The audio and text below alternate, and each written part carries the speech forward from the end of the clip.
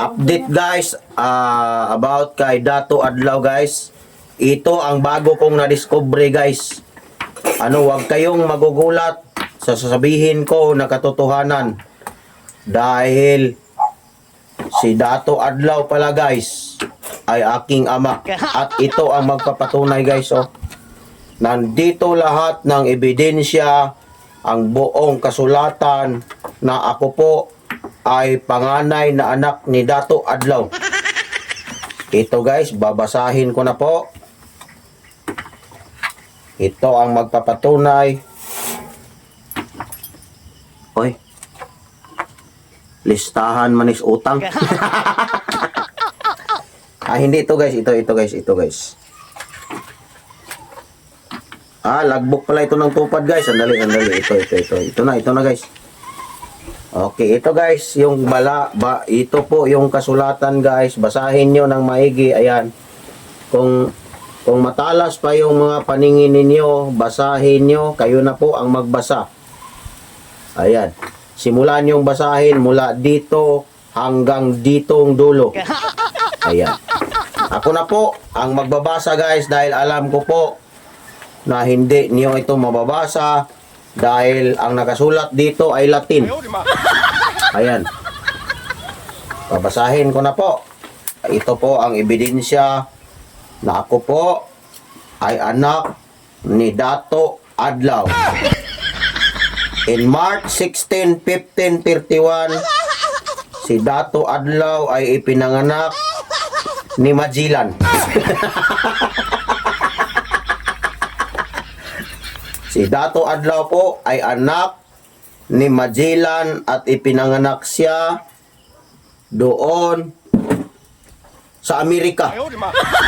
Ano pala to si Dato Adlaw guys? American, half American pala ito guys. Half American, half Filipino. At mula noong siya ay pinanganak ni Magellan, dinala siya dito sa Cebu noong kasagsagan ng labanan nila ni Lapu-Lapu. At dala-dala niya ang kaniyang espada na maliit. At mula nung dumating si Magellan dito sa Lapu-Lapu, ay nakipagkita siya kay Lapu-Lapu dahil gusto niyang magpakasal kay Prinsesa Encantadia. At ito, mula nung nagkilala si Encantadia, ay niligawan niya si Encantadia at pinakasalan doon sa Isla Di Makita. At mula nung nakasal na sila Encantadia, ay sabay yun, nabuntis si Bai Encantadia. At yung binuntis niya na bata ay ako pala yun. Si Dato Puti. Ako pala. Ako pala ang tunay na anak ni Dato Adlaw. Kaya pala malapit ang loob ko kay Dato Adlaw guys dahil ako pala yung nawawala niyang panganayng anak.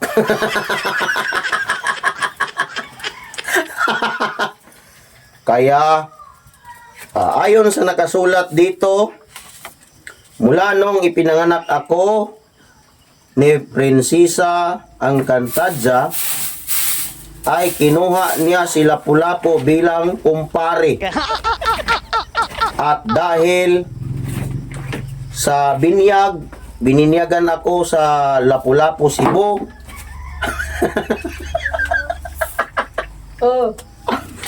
ay nag-inuman sila ni Lapu-Lapu at Magellan. Ay hindi, si Dato Adlaw pala. Noong nag-inuman na si Magellan at Dato Adlaw, nalasing si Dato Adlaw.